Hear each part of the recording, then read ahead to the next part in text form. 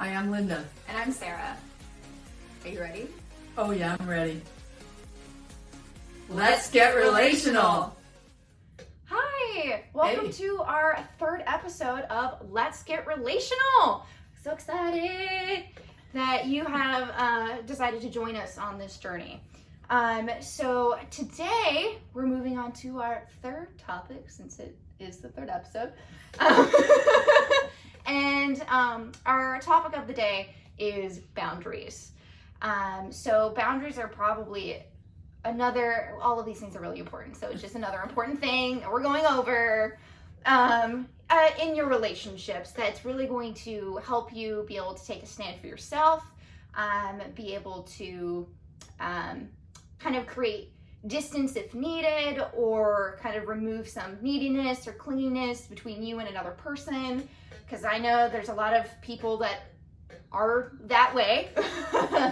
And so we're just going to be talking about boundaries, of how to be compassionate with your boundaries as well, because you can be, I like to think that there's kind of two categories of boundaries sometimes. There's like really hard boundaries that you set where no one gets to cross that, and some softer boundaries where you don't necessarily want it to be crossed, but there's, depending on the situation, that like you can allow a little bit of nudging. In one of the places where I worked once, we said if you're going to work here, you have to be a little bit more like Gumby, and with your boundaries, you've got to be a little more flexible, because the environment was fast and it was moving so quickly. Mm-hmm. And if you were super rigid, it just wasn't going to work in that environment. So you didn't need to work there if you needed to be super rigid. But if you could be a little bit more flexible with some of it, then you could have a really good result. So we want to talk about all kinds of boundaries. So there are cases where you're going to have that rigid boundary. Yeah. And cases where you're going to be a little bit more like Gumby and a little more flexible. Mm-hmm. Yeah. Yeah. So the first thing we wanted to talk about today was really knowing where you begin and where the other person ends, or where you end and the other person begins, really. And that's specifically in relationships where there's some sense of like either some really intense dependency, where the person has latched onto you, and I mean like emotionally like sunk something into you, and are in a way they've hooked you up with like metaphorical electric cords to get all of their needs met through you. Those energy vampires. Yeah. The ones who just kind of suck the life out of you because they don't have enough inside themselves. Mm-hmm. So they're taking your energy to fuel themselves. Yeah, so they've latched onto you, and so they're getting all their needs met through you. And that's emotional. It may not always, if it's a friend, it may not always be physical needs, but they might be wanting and asking for more physical needs to be met, like some like platonic physical affection. But for those people, they want you to be like everything to them all the time. And in that scenario, that it's not easy if you're wanting to maintain boundaries, or if you understand that maybe they've gone through a traumatic past or something like that, and so that you're wanting to be compassionate and kind to them, but that doesn't mean that they just get to latch onto you and drain you of all of your energy to meet their own needs. Like, they can't use you to fill the void that's inside of them. That doesn't create a healthy relationship. Well, the thing is, sometimes you like that because it gives you a sense of being needed and wanted and valued. So you're getting your needs met by being everything to somebody else. And so there's a time in your life, and hopefully it's now for most of you, if you haven't done it already, where you really need to look at, how am I showing up? Yeah. Am I enough in myself, mm-hmm. or do I need to get my identity met by somebody needing to live through me? Mm-hmm. And a lot of us who are older have had a lot of experiences with this, and then I think for those of you who are younger, you've had less experience, mm-hmm. but nonetheless very intense, of learning where somebody else wants to like suck you dry, and where you get your identity needs met by being that person for them. Mm-hmm. We both know lots of people that either want to do the sucking dry, mm-hmm. or they love being needed in that way. It gives them their identity. Mm-hmm. And so for some people, it might just be you're figuring out how to set a boundary with this person that's decided to latch onto you. And like for others, it's looking at, okay, what's my identity need that's being met through being this person, this everything to this person. Because that, in that kind of relationship, that creates codependency. And that's not easy, because then you're kind of, it gets muddled in like where you're taking, where they're taking, and it's not so much a give relationship, it's more if you're both taking from each other. And then there's not always a lot of communication about that. So that just can get a little precarious. It's a precarious situation. So it's important to be able to establish boundaries with maybe a friend that's like that. If you're someone that's like, wait, you're needing a little too much from me. Because I've experienced that personally, where someone I knew, a friend of mine, kind of, in a sense, did latch on to me, not in all of the ways, but they wanted me to be their like emotional partner, is what it felt like, because they couldn't really find someone for themselves. And so I'm a very empathetic individual, and I want to support people. And sometimes it can be to my own detriment, and I know this. And so this person ended up kind of latching onto me in that sense, trying to get all of their emotional needs met. And so it kind of felt like they wanted me to be their emotional partner, and that's not healthy either. So they want you to be everything in either all the ways or in one way. That's like crossing a boundary. So for that particular friendship, it was like they were crossing a boundary and wanting me to be more emotionally invested than I really needed to be in a friendship. Like, I didn't want to date them, but I just wanted to be friends, but they wanted the dating romance going on. I was like, So yeah, great example. So that actually takes us to our next point, which is you don't need to be a super blank. And I mean super friend, super partner, super girlfriend, super boyfriend, super mom, super dad, like super daughter, super son, super child, because some people are non-binary. So it's important. Just super whatever, like who you are to this person. And that's basically means when you're trying to be all of the things to the person all of the time. And no one can sustain that. No one's really a superhero in that regard, where you have all of the energy, all of the time to do everything that is needed, both emotionally, mentally, and physically, for one in a person 24/7. It's just not going to work. It's not sustainable. Well, and there are some people that love that would love for you to be that person for them. And some of you may actually get your identity needs met, again, by being that super person.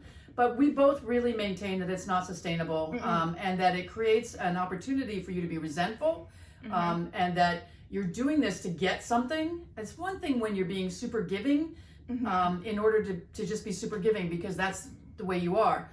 Both of us are very generous people. We're very giving, and we have really good boundaries. We're really clear about this whole emotional dating kind of thing, like being your emotional partner, when it's like, I don't want to do that. I don't want to have dinner with you 5 times a week. I don't want to walk with you every single day of the week. I want to mix up who I have in my life, and that keeps the relationship fresh.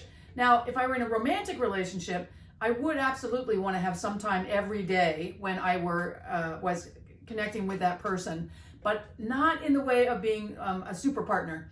I want that to be that time when I get to talk about what's going on with me, and they get to talk about what's going on with them, and that neither of us have to show up as the super partner. And sometimes one person needs more support than the other. That's all really normal. But the thing to start looking at in your relationships is who the people are in your life that want more and more, and it's never enough. And it's the never enoughness, I think, that most of us get really triggered by. And I know I've been in relationships where that's really been my trigger, and I've had to take a big step back and say, okay, who am I in this relationship, and what do I want this relationship to look like? And is it a reciprocal relationship where we both want to put things in, we both want to be givers, and we both want to be receivers? Because what was big for me was to learn how to receive. I learned how to be a big giver. My mom was the ultimate in being a giver, to her detriment. So there were 5 kids. We would all have good shoes, but my mom would be walking around with holes in her shoes. And that's not good either. You know, and I do believe in putting your children first in a lot of ways, but taking care of you is super important. Oh yeah, like, so as we keep saying, you are the most important person in your life. Like, you need to be first. That doesn't mean that, like, you have to be first all of the time, because then you cross the line of being self-absorbed, and that's not too great either. But like, when you're upset or you're feeling down and like people expect things from you, you have to decide, like, okay, do I have the energy to do this? Yeah. Or do I need to take a minute for myself? Yeah. And like that's what we mean by prioritizing yourself, is taking care of your emotional needs and your mental needs, for when you need to just unwind or relax or something, and not deal with like other people. Now, for if you're more of an introverted or an extroverted person, that's going to depend. I mean, for introverted people, more likely going to need that alone time versus an extroverted person. But it's just what works best for you, and how do you prioritize yourself in that regard. But that's what's important about being the super person to someone, is that it's just, you can't expend all of that energy all of the time. You're going to need a break. And so when you need the break, it's what do you do for yourself, but also like, how is that other person going to respond? Like, if they're getting if you're doing all of the things for them all of the time, like, that's going to be almost like a slap in the face to them when you need a break, because you're going to need a break eventually. Yeah, I remember years ago I was in a relationship. I was actually with her other mom, and it was before she was born. And I was feeling really exhausted by everything. And this friend of mine who's a therapist looked at me and said, well, what are you getting out of it? You wouldn't be doing it if you weren't getting something out of it. I was so mad and I was so offended, and he was so right. And it was like, oh, I was trying to be super mom, super partner, super business person. Mm-hmm. I was trying to excel at everything in my life, and I was becoming resentful. And I was feeling like I was giving and not getting much back in the family relationship. And I had to really look at, what was my point? What was I trying to get? Where were my identity needs being met? Mm-hmm. And it was hard to look at it and to really like own what was going on in the relationships. And now I'm at a place in my life where I had a friend who needed an emergency place to stay for a night, and I was tired. And I said, sure, you can come over, but I'm really tired. I'm going to bed soon. And in past parts of my life, I would have stayed up till all hours just listening to the drama and helping solve the problem. And I didn't feel like I had to do it. And it's like, that's a huge transition for me, to feel like with my super close friendships, I'm going to always be there and be available when I can. Mm-hmm. There are times when I can't be available, and that has to be okay in our relationships. Mm-hmm. We can't have all of our eggs in one basket. Mm-hmm. I can't be dependent on any one friend, a partner, my daughter. None of those things are really healthy. It creates the codependency sort of deal. But that move like perfectly sets up our next point, which is being accountable to yourself and being aware and responsible of what you're tolerating in your life with your boundaries. Because like for example, going back to the same friend that I have, like, she got to the point where she felt like she could do that with me, seeing me as an emotional partner, because I wasn't quite aware of that, and I just sort of let that happen, even though I knew that she was starting to ask more and more of me emotionally, but I didn't set up a boundary. So like, then it got to the point where, oh wait, this isn't comfortable. This isn't what I wanted. But because I wasn't really aware, and I wasn't being responsible for, like, oh, this is kind of taking a little too much from me right now, but still like trying to be there because I wanted to be supportive friend, that it got to the point where, like, oh, now they're needing too much from me, and I hadn't set that boundary earlier. So there's also like being aware of where you might be giving too much to someone. Because if you give too much to someone and they keep asking for you, or if you give a lot to someone and they keep asking that of you, that's just how they're gonna roll. Like, they're just gonna keep wanting that.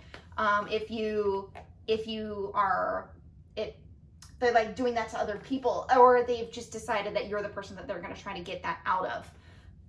So it's important, like, and the thing is, like, I have another friend who has experienced this with a friend of theirs, and you, in a sense of not being responsible for like handling the support that she needed to give to this friend, and she eventually learned that she needed to set a boundary for that. So you don't have to like set a boundary immediately. You just have to be aware and like think about, okay, is this person asking a lot of me all of the time? And if so, should I set a boundary? Do I need to set a boundary with that kind of person? But what we've said a lot is that the first thing starts with your own awareness and your own consciousness of what you're bringing to the relationship. So in certain relationships, you become very unconscious and you give and give and give, or you receive and receive and receive, and you don't really think about what you're doing. And we were talking about one of your friends who, you know, you always thank them when they're generous and they do things, and then other friends don't. You know, they don't even acknowledge that the person has given something to them. And I think it's really important for us to acknowledge who we are to each other and to be gracious and kind and compassionate and appreciative of what we get in those relationships.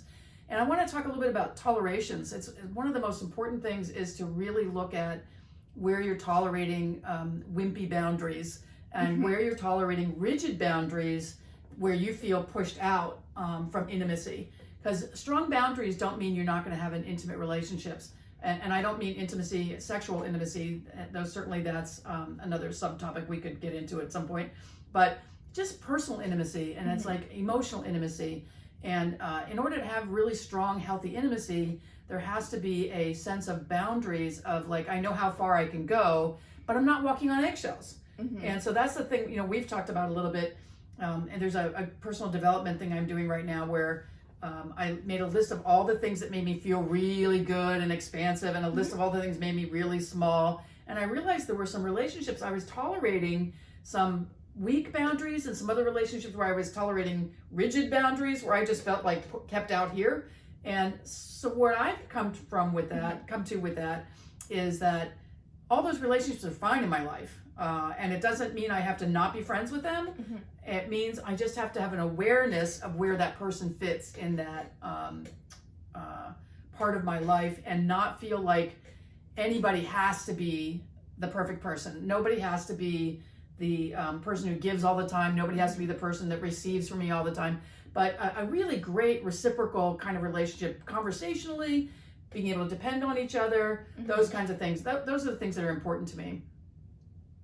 Yeah, it's important where the relationship is a two-way street, and also where you feel like you can ask for things, because that's the other thing about toleration is like, can you ask this person for something? If you need help, can you ask for that of the other person? And if you don't feel like you can ask them for what you want and what you need, then you have to look at, okay, then what's wrong in this relationship? Why don't I feel like I can do that? Is it because your role has always been you're giving to them all the time? And so for you to ask for them to give you something is like blasphemy? Or is or do you feel like they just don't have the emotional capacity to be there for what you need? Do you like, so it just, there's a sense of awareness. You need like an awareness of like understanding the person of like, and so you have to think about that relationship and be like, okay, so what am I tolerating here? And if I can't ask for what I need, well, why can't I? What do I see or feel about the other person that makes my gut tighten up, be like, no, I can't do this? Or is it gonna, some people, maybe you might think they're gonna get really angry and like run away from you, run away from the relationship, and that's not fun to feel either. So it's looking at that too for what you're tolerating, because it's important, like, for you to be able to ask for what you want and for what you need from your relationships, and that's the thing, you don't have to need everything from everyone. Like, there are certain things that you're gonna get out of certain relationships with other people. And so that's why, like, I have certain friends that I'll go ask advice from, and then I'll have certain friends that I just want to goof around with, that we have, and so like we might have some deep conversations on the occasion, but it's not so much that I'm seeking advice from them. It might be more I'm the advice giver in those relationships. But you can have different people for different things that you need emotionally. You don't have to have it all for one person. Yeah, and I think a lot of people try to put all of their needs in a romantic relationship into that person. That person is supposed to be able to meet every need you have, and it's just not realistic. And it's like, you might have fallen in love with somebody who doesn't like to hike, and you love to hike every day. Well, you can still be in love with that person, but just not hike every day. And so we have to really look at the things that are requirements for our friendships and our romantic relationships. And we also need to realize that we can help our friends learn and our other relationships, learn how to be in the relationship a little bit differently if it's important to us. When I was in college, I realized that I needed to teach my mom certain ways of relating to me, because I was so uncomfortable that she would, this is back in the days where I had to like call home collect kind of thing. And she would never ask me about myself. Now, I know my mom loved me to pieces. She just loved me. There's not a question in the world about that woman's love for all of her kids. They're just not. But I would go through an entire conversation and she would be just telling me about herself or her illness or a family or whatever. And finally I would say, well, are you going to ask about me? And it's like, so rather than being resentful and pissy and decide I couldn't be in that relationship anymore, I thought, I love my mom. I want to be in a relationship with my mom, but I want her to learn to ask me about me. And you know what? It worked. And in my family, we didn't say, I love you. We didn't like kiss on the cheek. We didn't do any of that stuff. So I started doing it. And my entire family does it now. And when we were young, that just wasn't the way we were. And so it was really important to me as I raised Sarah, for her to feel really loved, for her to hear it, for her to feel it physically and, have affection and all of that. And I learned that my family could learn new ways of relating. But sometimes I forget that as a younger person, we just didn't do that. You didn't say, I love you. And then I don't know when it happened, high school or college, I started like always hugging and kissing goodbye and saying I love you, and at the end of phone calls and things like that. So don't feel like no matter what the relationship is, whether it's with an older parent or a younger sibling or anything else, both people have to be willing, but it's possible to change. Like the way your relationship is right now, if you're not happy with it, it doesn't have to be that way. Yeah. But the beginning of knowing where your boundaries are is to know what you want, what you're bringing to it, and how you're being accountable to yourself for identifying what you want and being responsible for where you're accepting tolerations. Yeah, where you're accepting the things that you don't necessarily want in your relationship that are happening. Yeah. So, and being able to talk to the other person about making that a very clear boundary. Yeah. So. Yeah. So the next thing we want to talk about is compassionate boundary setting. Like that's a big one. Like we're big on being kind and compassionate.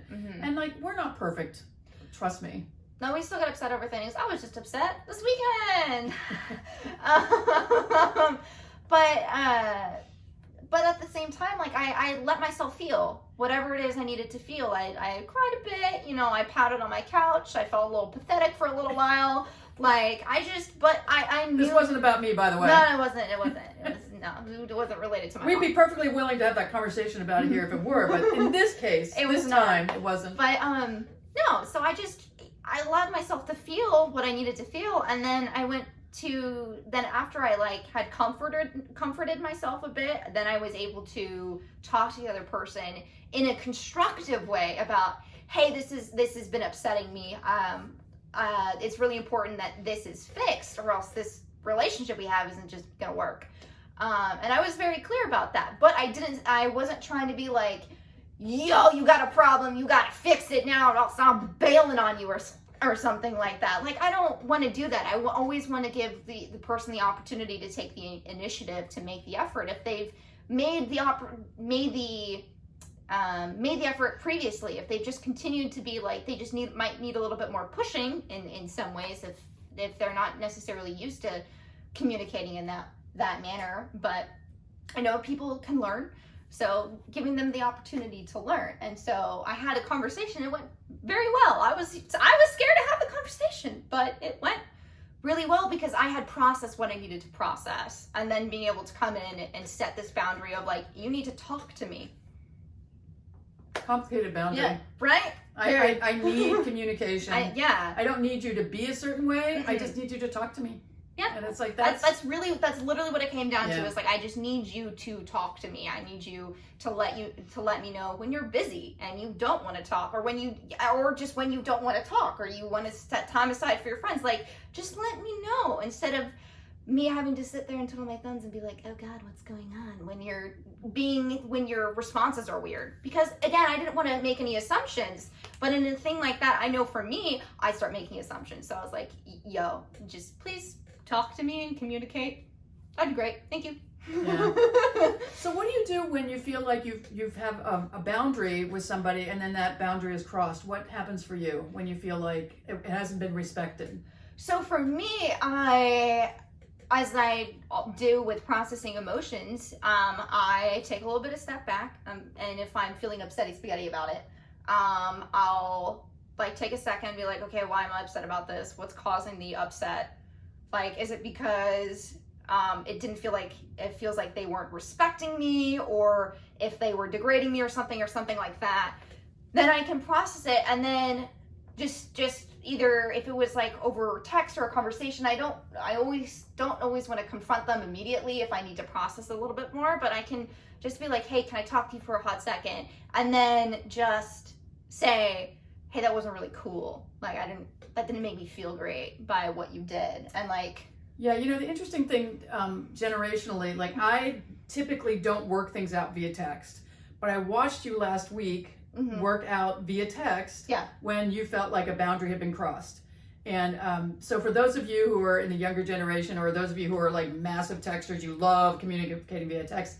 I love in-person connection. If I can have it, number one, during the COVID times, that's much harder.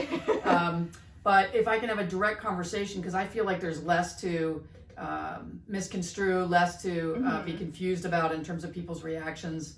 The good thing about texting, though, in some ways, is you can have your big reactions, and then you can let go of all of that and then text what you really mean, rather than being reactive. You're going to be responsive.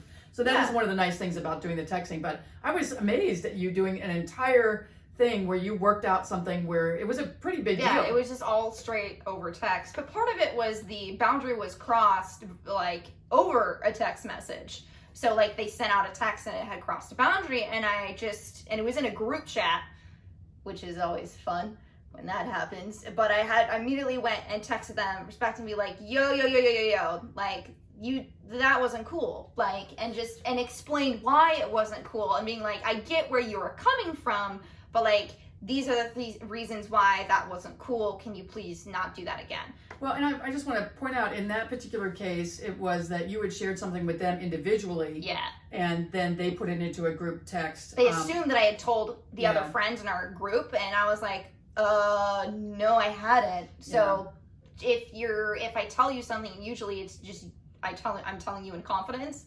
So like, don't make an assumption that everyone else knows. And if you're not sure, or if you want to assume that, also just check in with me. Like, again, basically what I told this person too was like, please communicate with me more, because there was also some lack of communication going on with them too. So I was like, just communicate. You can talk to me. We can have conversations. Seriously, like, it's all good. So yeah. So I think it's really great to be able to look at what your boundaries are, because a lot of us don't even know what our boundaries are. We don't know where we end and the other person begins. And it's taken a lot of work for me, because I grew up in a family where boundaries were confusing, because really it was about survival, and making sure, in my case, making sure you didn't get hit. And when somebody else was getting hit, that you like flew under the radar and got to be small, and so that you didn't feel like you were risking anything. And so for me to realize my safety wasn't in jeopardy all the time, and that I could say how I felt. And in some cases, people don't like hearing that. Some people feel like you're unfriendly. Some people feel like you're too direct. Some people feel like you're mean. And that's why we keep coming back to kind and compassionate communication and boundary setting. And I do the best I can. And if that's not good enough, I did the best I could. And if that person wants to come to me and say, in fact, somebody the other day said to me, do you remember when we met? And I said, no. They were really offended, but I really didn't. And it was about a year ago that we met, and we were in an outdoor concert, and I was talking to somebody else who I just met that I was sort of kind of interested in. I was curious where it was going. This is a brand new person I never met before, and they just come up and plop themselves down. Hi, I'm so and so, and I'm like, oh, hi, and I went back to my other conversation. Now, the kinder, more compassionate me this year might give them a couple minutes of attention, but I had not remembered that interaction at all. When they unpacked that for me and said, remember this happened, this happened, this, I was like, oh yeah, that was you. I didn't realize that. And then I didn't see them again for a really long time. So I didn't remember that, and I didn't know how to build on that and repair that. But we've been able to have those conversations and say, I thought this about you. And I was like, wow, nobody's ever said that about me. They've called me all these other things, reserved or whatever, but not unfriendly in that way. And so it was interesting. Like, you don't know what's going on with somebody else. Yeah. You can't. So she made a lot of assumptions and calling me unfriendly when I said, well, the reality is I just met this person. I was kind of checking out. Was I really into like exploring potential there? And, that's happened to me a couple times, even with friendships, where, I meet somebody and we're like, they're from the East Coast, I'm from the East Coast, and we're like going back and forth, and other people are like, can we get a word in here? No. I mean, we're having fun, just the two of us, and like, I don't want to do that. So my boundary there is that I'm okay having this conversation, and I'm not responsible for your feelings of feeling left out, and don't label me unfriendly because you're having a feeling. It's like, oh, well, I'm not making headway there. Let me go talk to these other people over here. Because I used to feel really offended if I couldn't get somebody's attention or somebody to be interested in a conversation with me. Now I'm like, okay, they're not my person. Next. Yeah. And, next is a big part for me. Is like, and that helps me with people who are abusing boundaries, people who are not respectful.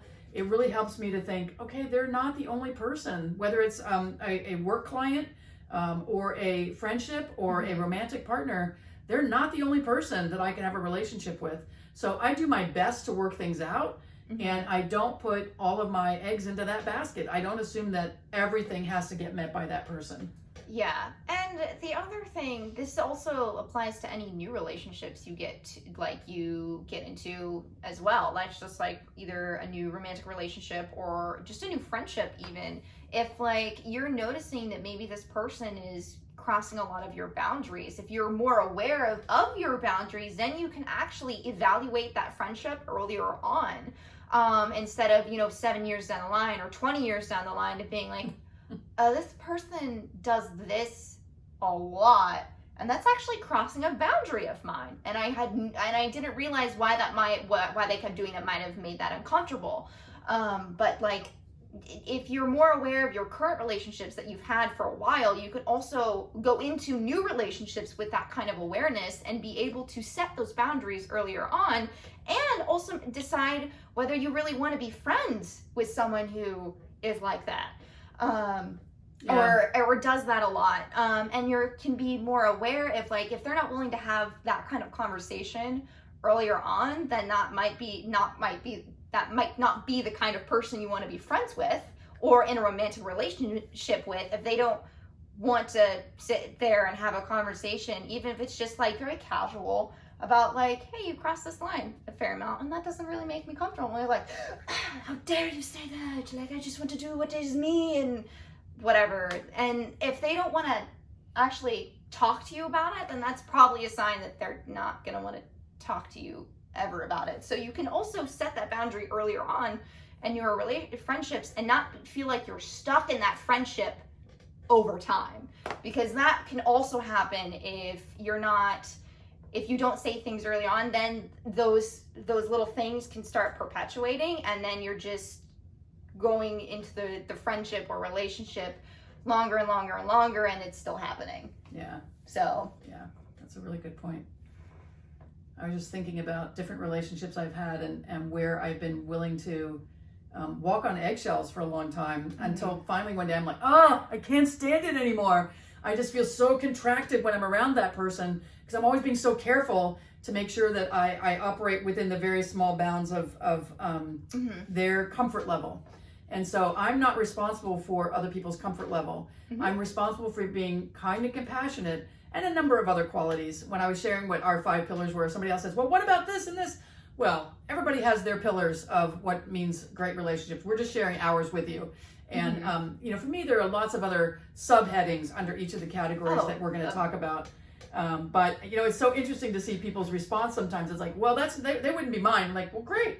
We're just talking about the ones that are ours. Yeah. And it's like, tune in if you like it. And if you don't, there's lots of other people out there that you can listen to and have fun. It's just lighten up in your life. And that's the part. And that the other piece I just wanted to revisit again was the whole section about people can have different roles in your life. And it doesn't mean that they all have to be that inner close, I can share openly, it's totally reciprocal, all of that stuff. They don't all need that place. I was sharing with Sarah that I did something alone with somebody recently, and I thought, I didn't love that much. And I enjoy them in a group, but I don't really enjoy them one-to-one. And part of that was the whole thing about reciprocal communication. So I purposely, the conversation had waned a little bit, and I had been asking lots of questions, and that person has been sharing lots about their life. And that's kind of what happens to me. I can go into a bar and not know anybody, sit there at the bar, and the person next to me will tell me their life story, including things they've never told anybody in their life. And so I also get text messages about this often, really often before the pandemic. She doesn't get to go sit at bars now because of the pandemic, but like she would come home and then she would text me and be like, okay, guess what happened? And I'm like, did someone talk to you at a bar again? Like, well, and I'm not hanging out at bars all the time, pre-pandemic or pandemic. But because I live alone and I'm single and I work at home all day, sometimes I just want to go out and like be around people. And so I'll sit in the bar. I can chat with the people next to me. I can chat with the bartender or whatever. So I just want to make a little clarity there. But no. But it's so funny. Like people would start laughing. My friends, like they would know it was coming. And so then other times when I've had like some stressful work periods, when I wanted to just go and kind of zone out and have like, so I'll eat dinner at the bar sometimes when I'm just feeling like not anymore, but when I'm feeling like I just want some company, you know, and I have to like sit and not have eye contact with anybody, or some people will start talking to me anyway, and it's like that's where I really learned to set some boundaries, because I know for whatever reason I'm the person often people want to just talk to, and I do listen pretty well, and for a lot of people they never are heard. Nobody ever listens to them. And honestly, that might be the best gift you can ever give someone, to yourself and another person, is to honestly listen and be kind and compassionate, and not be always thinking about how you're going to respond, but within your boundaries of your relationship, your boundaries of who you are, to be able to share some things and not expect a certain reply. I don't know, this boundary thing is like such a big piece of everything we do. It really is, because there's boundaries you set, like before, like we've set work boundaries, like that we like, because we're a mom and daughter and we're working together, we have to have like, all right, so we have our mother-daughter relationship, we also have to set a boundary where like I am your boss and like you're working for me relationship too, and so we have to kind of like separate those as well. So it's like there's really boundaries for everywhere in your life. We also just had a conversation at dinner with a couple of her friends about setting boundaries also within like the workplace. When you like get higher up in positions, like then you can't be friends with those people that are in positions that are below you, at least in the hierarchy of like if you're in the kind of business where you're supervising people, it gets messy when you're friends and trying to have a personal relationship too. There are some places where that works fine, but you have to know whether or not that works for you, either as the employee or as the employer. And what the culture of your company is, and all of that. So I think those are important things. So you can set boundaries. Like boundaries are set like everywhere, and they're not just in relationships. It's also at work too. But that's that goes into like the final point that we really wanted to make today, which is talking about collaboration. In opposition to compromising. Because as we said in our first episode, compromising is more about finding a solution where someone ends up losing something. It's not like a win-win situation. It's like a lose-win or kind of a lose-lose situation. And in that regard, you can be releasing some of your, like a boundary to make someone else happier or happy with the outcome of your conversation, because if you're not taking a stand for that boundary, basically, if you want them to be happier, if you want the conversation to end and you feel like you have to give up something. So that's why we like collaboration better as a term of because that collaborating means you're both working together to find a solution, and that means you're not stepping on anyone's boundaries to get there, or making them feel like they have to give up something for themselves, which is crossing a boundary, honestly. Yeah. So can I interject here for a second? Go for it. So we're going to talk about this in the next episode, but when she was a teenager and I was being mostly a single parent, there was a point where I said, I'm exhausted, I'm working, I'm earning all the money, I'm raising you by myself, and I really need to not have like a lot of drama and anger and stuff like that thrown at me. I just don't have the energy, I can't do it. And so she said, well, I need to be able to complain about things if I don't want to do them, but I can do it with a sense of humor. And so that was one of the things we realized, and that's actually one of our pillars of healthy relationships. And we'll talk about that more next episode. But that was a place where we could get to a win-win, because I just couldn't take the assault of anger, and she certainly had a lot because of the breakup of her family, and lots had gone wrong for both of us. And so we both had to find a way that we could get to an even better solution. And so the humor was great. And she's funny. She's very funny. She's way funnier than I am. Thank you. So one of the things that was really great, it was good for me, for her to be able to say, Mother, no, I shall not do it. Knowing that she would, but she just had to have that freedom to like expel that resistance. Yeah. And like come at me a little bit, but in a way that I could hear, and I could hear her resistance, but it still had to be done. And that was the thing. Like, I knew I was going to do it. She knew I was going to do it too. So and the funny thing is, like, even at 24, I still do that when she asks me to do things, just for shits and giggles. At this point, like, I still do it. It's kind of like ingrained in part of our relationship now, but that's something that I do. And I literally say it in something like that in a weird voice, so she knows that it's just like I'm just being a goofball and I just want to complain a little bit, but I don't want to seriously complain. I just want to like humorously complain, and then I just go do the thing that she asked me to do. Because it's not like it's just important that you're able to reach a conclusion to whatever the problem is, where both people feel really good about it. And that's what compromising doesn't really do. It doesn't always feel good for one person, or it doesn't feel good for both parties because they had to give up something. And so that's why for collaboration, it's like you're not having to let go of something. And that to me is about crossing a boundary of like keeping your happiness and maintaining your happiness with the relationship that you have. So it was important for the two of us to have that conversation, but for the outcome to be like, she can tell me what she needs me to do, and I don't get angry and sort of attack her with my words. Instead, I vent via humorously complaining and then still go do what she needs me to do, so it's less burden on her. It just released the tension for that kind of situation. Well, and as we've transitioned from our mother-daughter, adult-child relationship into an adult-adult mother-daughter relationship, it's been important for me to be able to say, I don't want to do that. End of story. And she did this recently when I was trying to sell my car. And I was like, I think I need to get a smog check because for I don't know if for anywhere else, but for California, there was something about a smog check for getting being able to sell the car when you're selling your car. So I was like super confused by it because like I don't know, the DMV has like weird phrasing and like sometimes it's really confusing. So I like read it once and I was like, I'm pretty sure I need a smog check. Can you check for me? And she was like, no, I don't want to. I was like, okay, we'll go double check it myself. I'll just go handle it. Like, thanks, Mom. Thank you for being honest with me. Well, and I wasn't a jerk about it. No. I was like, you know what? I really don't have the energy right now.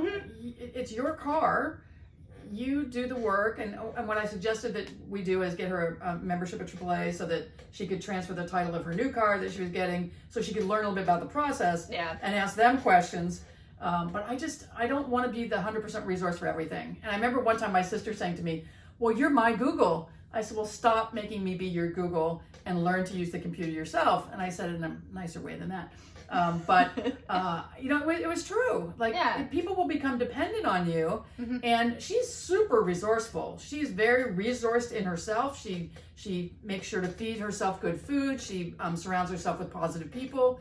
And sometimes still she will default to asking mom to solve a problem.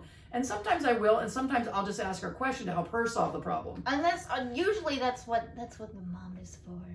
But it's also mutual now. Yeah. Now that we're having an adult daughter relationship, I'll say sometimes, I really want you to tell me what you think about this. Now sometimes she'll tell me what she thinks, and I don't agree, and we're done. It's good. But she doesn't have any investment in me doing something because she has that opinion.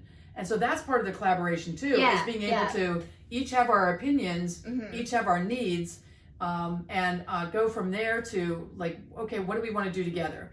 So I would like to do this. You don't want to. All right. So do I find a friend to go do it with? Because I don't want to put a lot of parents put all the burden on their children to be everything to them. And I'm never going to do that. I never have, never will. And, I know a lot of my friends over the years, as we got connected on social media, would say, oh, I wish I had your life. I hike and I travel and I do all these things. And they were sitting around on the couch waiting to die or to see their grandchildren. And I was like, you can have that life. Just get off the couch. And it's like, so for me, I want to create a life where I'm resourceful and I can find the solutions I want, but also collaborate with her when I want to do something fun together. We've traveled together very well. We do fun projects together. We cook together well. And there are times when she just doesn't want to do something alone. Today we were buying something and I said, oh, is it okay if I go look at this other thing? She goes, no. No, I did not say no. At first. No, I didn't say no. I made a face. Oh yeah, that was the same thing. I made a face. I said, right, you don't like me to leave when you're waiting for something, do you? She says, no, it's fine. She said, I don't want to look over there, so it's good. Yeah, because I wanted to think and pause, but I often, my thinking face, when she first asked me something like that, kind of be like, no, please don't leave me alone here. But, and she was getting a key made. It wasn't like I was leaving her in some... No, but it was more of because she asked me if I wanted to go wander somewhere else while she looked, and I was ultimately like, you know what, whatever, I'll just wait here. Just because it's there wasn't literally anything I wanted to look at in the store. So collaborating, you got to decide where it's really important. Was it important to me that I go look at these things by myself, or was it more important to have a collaborative decision where I wait with her and then she comes looks for me and finally says, oh no, it's really not that important. It's really not. No, I was no, don't worry about it. Go. Go look at what you want to. So, but that's just that's the important thing, is just collaborating and knowing that when you don't have to tell someone what they need to do, sort of thing. Everything you can also take things always as a suggestion too in your relationship. So that's where it becomes more of a collaboration, especially with our relationship, that when we're going to each other now and asking for advice, that we're asking questions and making suggestions. It's not this is a rule, you have to do it. And that's what also brings the ability to collaborate more, because we're suggesting a better solution for both of us. Yeah. So I think that kind of wraps it up. You want to recap for us today? Sure. I don't know if I can do better than you, but I will try. So basically we talked about knowing where you end and the other person begins. So kind of looking at dependency and codependency in your relationships and where people are latching on to you, and whether that's something you're getting out of it, you're getting an identity need from that, or if it's something that you don't want, and being aware of when that's happening for you. And then we also talked about not being the super friend, the super partner, the super child, the super mom, the super parent for anyone, because you don't need to be all of the things for one particular person all of the time. But one more things we said about that too was sometimes you are that super person. Yeah, You know, and sometimes that's okay. I'm super mom and she needs that. And And sometimes she's super daughter and yes, I need that. Yes, But not all the time. It's not sustainable. It's not a thing that you do all the time. Yes, some people are going to need you to be that in a certain situation, and that's totally okay. But doing it all the time for one person or a lot of people, it's just, you're gonna burn out and you're gonna just run out of energy. And that moves into being accountable to yourself and what you need and what you want from your relationships, and also take responsibility for what you're tolerating in your relationship. So being very aware of your boundaries is really important, of where you're letting people step on them, or where your hard boundaries are, basically where your soft boundaries are that like people can push a little bit. And then when someone crosses those boundaries, how ways to be more compassionate, that it's important to be compassionate when talking to someone about them crossing those boundaries and setting those boundaries with people, because they might not have known that that was a boundary in the first place. And then lastly, collaboration. Like, a win-win situation out of an issue is more important, because you can both suggest solutions that benefit both of you, not just one. And that is why we prefer collaboration over compromise. Exactly. Mm-hmm. So next week will be sense of humor as one of our pillars of relationships. And to just recap on our pillars are communication, personal responsibility, boundaries, sense of humor, and commitment. Mm-hmm. And within all of those, there's going to be lots of subgroups that we're going to start talking about, subjects. And for next time, we'll be talking about sense of humor, which has really gotten us through some of the really difficult times of our life, like our life together and our lives individually. Yep. So until next time, we love you, and we're sending you much, much love and much appreciation. Mwah.